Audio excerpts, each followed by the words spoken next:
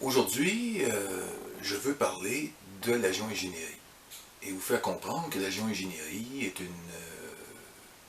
une chose très militarisée. C'est une chose où on ne peut pas imaginer qu'elle soit possible sans les militaires. Au fond, les militaires sont dans le coup jusque-là. Et même si on voudrait se faire croire qu'il n'existe rien actuellement, qu'il ne se passe rien dans notre espace aérien au-dessus de nos têtes, eh bien, nous serions vraiment des imbéciles. Parce que, avec toutes les observations que j'ai faites depuis plusieurs années, d'une manière très claire, premièrement, on essaie de contrôler un climat de tout un continent, des moyens scientifiques qui ont été étudiés et mis en chantier depuis les années 90. On a fait beaucoup de tests avant, pendant les années 40, pendant la Deuxième Guerre mondiale, jusque dans les années 70. Et tous ces tests ont fini par nous amener, petit à petit, vers l'ère de la géo-ingénierie, vers l'ère du contrôle atmosphérique. En partant, ce contrôle climatique est très important pour eux pour ce qui est des communications, ça c'est un fait. Mais en plus, on peut mettre un pays à genoux avec la météo. Vous savez où? Alors on pourrait faire, c'est une arme. La météo, c'est une arme pour les militaires. Il n'y a pas un doute là-dedans.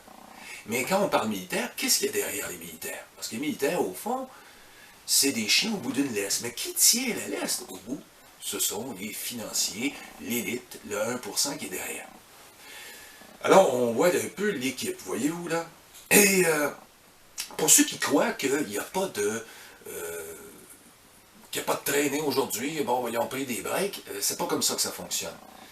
La géo-ingénierie, c'est 24 heures par jour, 7 jours par semaine. Quand on embarque dans un programme comme ça, il faut que ça continue. Alors, ils ont des stations à terre, ils ont des images satellites, ils ont tout un système de batterie au sol, au fond, d'analyse météo, de tous les prix. Il y a des scientifiques qui travaillent là-dessus, et c'est des staffs qui se relient, ont des heures, et c'est une vraie usine à fabrication du climat artificiel qu'on a mis sur pied depuis le milieu des années 90. Alors ces gens-là, qu'est-ce qu'ils font? Au fond, quand vous ne voyez pas de chemtrail, vous ne voyez pas de traînées qui fabriquent des nuages artificiels, des cirrus ou des couvertures complètes, ça ne veut pas dire qu'ils ne sont pas là. C'est que tout simplement, ils doivent s'ajuster selon les cellules climatiques. Les cellules climatiques sont très importantes là-dedans. On a la cellule de Ferrel, la cellule de Hadley, la cellule polaire. Et la Terre, c'est pas tout à fait un globe au fond. C'est une genre de... On va dire qu'elle a l'air plus d'une pomme de terre, un peu mal faite. Et qu'est-ce qui donne son apparence, si on pouvait vraiment avoir les vraies photos de la redondance de cette grosse pomme de terre, on aurait vraiment quelque chose de très, très, à cause de l'atmosphère, quelque chose de très, très, on peut dire une sphère, vraiment une vraie sphère bien ronde. Pourquoi? Parce que c'est tout à fait normal, c'est le champ magnétique. C'est un champ magnétique et les champs magnétiques sont comme ça. Ils forment une pomme. C'est comme une pomme au fond. Ça forme une pomme. Et le pôle sud, pôle nord. Et tout ça, évidemment, la planète aussi, on ne peut pas l'avoir de l'espace parce que les militaires ne veulent pas, parce que vous avez des gros trous de 2300 km de diamètre. C'est beaucoup, là. On parle de quelque chose d'énorme. Et on ne peut pas se permettre que les gens voient la réalité d'une planète. Parce que vous savez, il y a le côté flatteur, il faut toujours... les gens qui croient que la Terre est plate ont leurs idées là-dessus. Mais il y a beaucoup de choses à dire aussi là-dessus, mais là, on va faire tout de suite le bilan de la géo-ingénierie. C'est que ces déplacements-là, ces cellules climatiques-là jouent un rôle important. Où sont les avions? Où les avions vont agir? Et quand vont-ils agir? Tout dépendant aussi du déplacement de la source en question, le Soleil. Le Soleil est aussi la source du climat. Et les champs magnétiques influent même sur le Soleil. Vous savez que l'intérieur de notre planète, le cœur même de la planète, est une étoile à neutrons, une ancienne étoile à neutrons. Parce que les étoiles à neutrons sont comme des aspirateurs. Ils aspirent, ce sont des semences planétaires.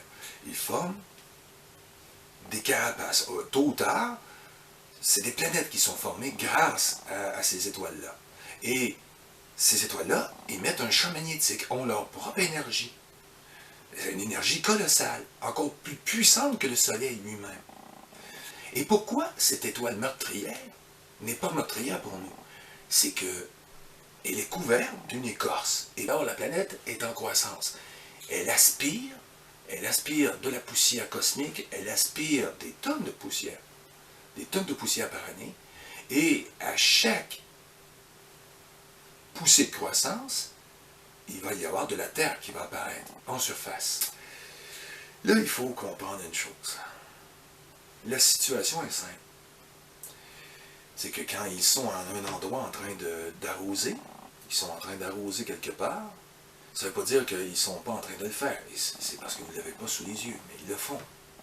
Ils sont en train de faire des épandages quelque part. Et ces épandages vont se transformer en nuages, en couverture complète, et vont s'amener par les vents dominants, tout simplement, naturellement, au-dessus de vos têtes, transformés en nuages. Souvent, ils sont ratés, les signatures apparaissent. Pour ceux qui ont l'œil d'un observateur, d'un œil exercé, ils peuvent voir, comme moi, ça, c'est pas naturel. Ça, c'est pas un stratus naturel. C'est pas un cumulonimbus. C'est rien de ça. On le voit très bien. Regarde ici, comment on voit l'épandage qui est raté. Ici, ça a fonctionné. Voyez-vous, c'est comme ça que je travaille. C'est comme ça que je comprends ce qui se passe en observant à la jumelle, au télescope, et en prenant des échantillons de puits, en les regardant sous une lame, et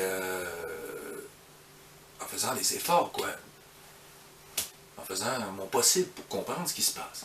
Et en comprenant que, au fond, la planète Terre, les ondes, l'électricité, tout est relié avec, évidemment, l'atmosphère. Et l'atmosphère est très électrique. Et le truc, c'est pour contrecarrer Dame Nature, est un truc qui fonctionne avec les micro-ondes.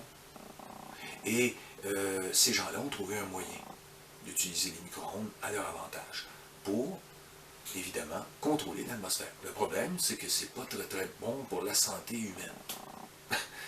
Ça, c'est un autre volet qu'on va regarder bientôt dans une prochaine vidéo.